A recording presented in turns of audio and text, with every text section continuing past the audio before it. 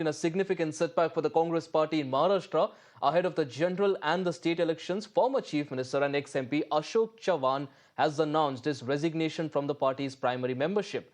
Chavan, who represents Bhokar in the assembly, tendered his resignation to Speaker Rahul Narvekar, and despite speculation about his potential move to the BJP, Chavan is yet to reveal his future political affiliation and also the reason behind his departure from the Congress.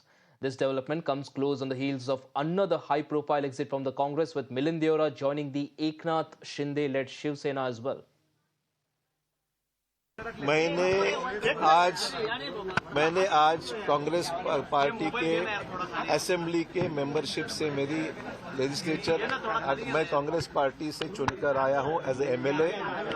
उस सदस्यत्व का MLA के मैंने आज इस्तीफा speaker के पास मिल के सौंप दिया है। उसके बाद में मैंने आज कांग्रेस वर्किंग कमेटी, कांग्रेस की प्राइमरी मेंबरशिप और हमारे जो लेजिस्लेचर पार्टी है उसका भी इस्तीफा मैंने आज पार्टी को सुपुर्द किया है। मेरे सामने अभी 2 दिन बाकी है। 2 दिन के बाद मैं मेरी जो राजनीतिक भूमिका है वो स्पष्ट करूंगा। हमारे साथ वर्षा ताई गायकवाड़ मौजूद है, मुंबई कांग्रेस के अध्यक्ष। एक के बाद एक मिलिंद देवरा गए, बाबा सिद्दीकी गए और आज विधानसभा से भी इस्तीफा दिया है, कांग्रेस पार्टी से भी इस्तीफा दिया है। वरिष्ठ नेता है अशोक चौहान, कैसे देखते हैं जो घटनाक्रम चल रहा है? देखिए, कहीं ना कहीं हम सबको एक चीज समझनी होगी कि ये डर की राजनीति कहीं बंद होनी चाहिए। भाजपा को भी जो ये राजनीति का जो स्तर करके रखा है भाजपा ने, वो बिल्कुल जो है सरासर गलत स्तर है, ऐसा मेरा मानना है। आप सबको पता है कि जिस तरह से अशोक चौहान साहब को कांग्रेस पार्टी ने क्या नहीं दिया, मुख्यमंत्री बनाया, सीडब्ल्यू से मेंबर बनाया और हमारे विधि मंडल में हमारे सरकारी यंत्रणाओं का इस्तेमाल करके अलग तरह से इस्तेमाल करने का काम बीजेपी कर रही है। ठीक है, जनता सब समझती है, जनता को समझ में आ रहा है कि जिस तरह से अपनी ईडी, सीबीआई, आईटी इसका इस्तेमाल हो रहा है, सरकारी पैसे का इस्तेमाल हो रहा है। थोड़ा आपको भी मालूम कर लेना चाहिए कि ये लोग जाने के बाद कितने कितने फंड रिलीज हो गए हैं। तो ये जब सब चीजें हो रही है, लेकिन मैं एक चीज जानती हूँ, कांग्रेस का कार्यकर्ता, अगर आप देखेंगे कल आपने जिसका जिक्र किया, चाहे मिलिंद जी गए हो चाहे बाबा सिद्दीकी जी गए हैं, जो भी गए हैं उनके साथ कांग्रेस के कार्यकर्ता कितने गए? अगर बाबा सिद्दीकी जी की बात करें तो उनके ब्लॉक अध्यक्ष कितने गए, ये यहाँ से शुरुआत कर लेते हैं। तो कार्यकर्ता नहीं गया, कार्यकर्ता कांग्रेस पार्टी के साथ मजबूती से खड़ा है। महाराष्ट्र की कांग्रेस पार्टी में अंदरूनी बहुत कलह है और ये कलह इतना ज़्यादा है कि देवड़ा जी चले गए, बाबा सिद्दीकी चले गए, अशोक चौहान जी ने आज रेसिग्नेशन दे दिया है। कांग्रेस पार्टी में बहुत अंदरूनी झगड़े चल रहे हैं और वो झगड़े निपटाने के लिए कोई नेता नहीं है। और उनका नेता जो है, उनका नेता राहुल गांधी जो है, वो ओबीसी को गाली देते हैं। भारतीय जनता पार्टी में कोई आना चाहता है, उसके लिए हमारे पार्टी में उनका स्वागत है।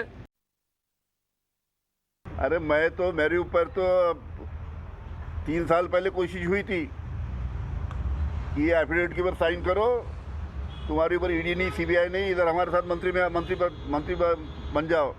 3 साल मैंने बोला कि अनिल देशमुख जिंदगी की बार जेल में जाएगा, लेकिन तुम्हारे साथ कभी समझौता नहीं करेगा, करके मुझे जेल में जाना पड़ा। A lot of political reactions there coming in, and this of course comes on the close heels of Congress. The BJP in the next 2 days is something that he will decide after the 2 days, which he clarified. And he also said that, there is nothing that I want to demand, or there are nothing that I want to disclose about what I have, why I have taken this stand. So definitely, but on the other side, we have seen all the Congress leaders who are still in the Congress are uniting and blaming the BJP and pointing it out that it was under due pressure of the central agencies, ED, CBI and income tax, and that the leaders have been pressurized, and that's the way they are, they succumb at the end towards the BJP. Something, these are the grave allegations being leveled. But definitely this, only in the state of Maharashtra, if I would like to point out, there were certain smooth coordination going on from past few months when it comes to Mahavikas Aghadi. Maharashtra is the only state where India Alliance partner used to meet cordially and decide over the seat sharing formula.